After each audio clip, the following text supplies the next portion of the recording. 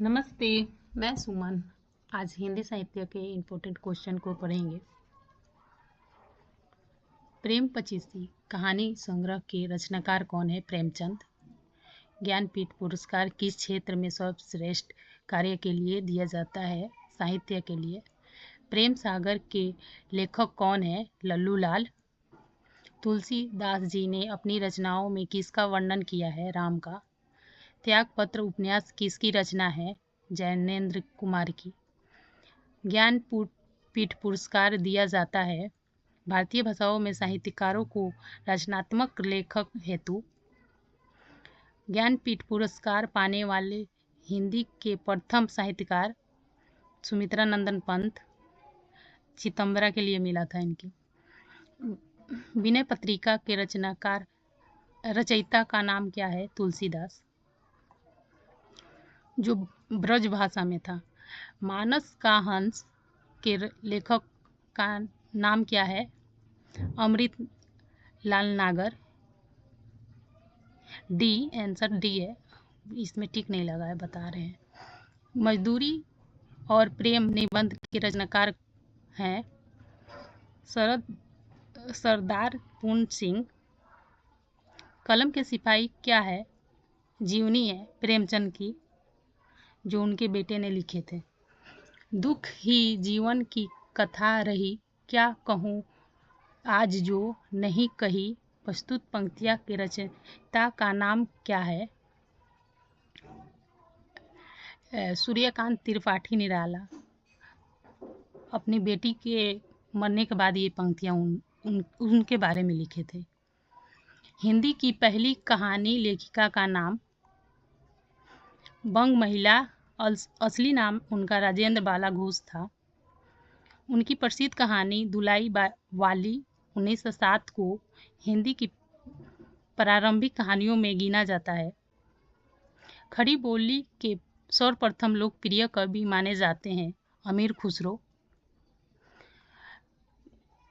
उन्हें हिंदवी, फारसी और ब्रज भाषा में रचयिता की और उनकी पहेलियाँ व मुखरिया आज भी प्रसिद्ध है। उन्हें तूतीय हिंद से जाने जाते हैं, हिंदुस्तान के तोते। सूर्यकांत त्रिपाठी निराला,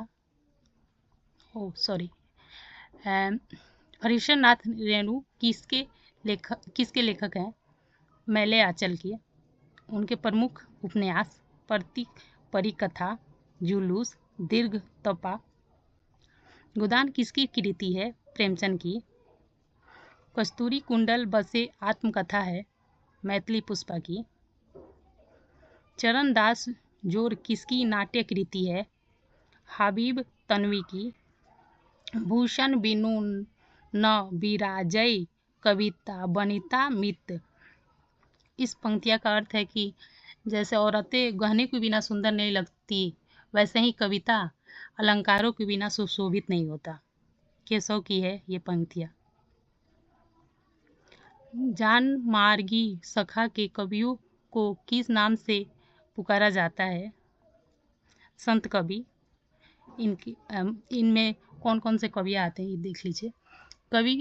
कबीरदास, नानक, रैदास, दादू दयाल, सुंदरदास और मल्लुकदास, जो इनमें से सबसे पढ़े लिखे सुंदरदास थे। इन मुसलमान हरिजन पर कैफटी हिंदुस्तान वारी यह कथन किसकी है? रसखान की। इनकी प्रमुख रचनाएं सुजान, रसखान, प्रेम वाटिका, दान लीला आदि। अपभ्रंश का वाल्मीकि किसे कहा जाता है? स्वयंभू को। ये जैन परंपरा का प्रथम कवि हैं। प्रमुख रचनाएं परम्यू चरु, रिठम्यू चरु और स्वयंभू छंद हैं, जो अपभ्रंश साहित्य के महत्वपूर्ण कृतियां मानी जाती हैं। चंद बरदाई किसके दरबारी कवि थे? पृथ्वीराज चौहान के। मलिक मोहम्मद जैसी को जैसी कहा जाता है क्योंकि वो उत्तर प्रदेश के रायबरेली जिले के के जायस नामक स्थान से थे। वो भक्ति काल के सूफी कवि थे। Thank you for watching. Like subscribe जरूर करें।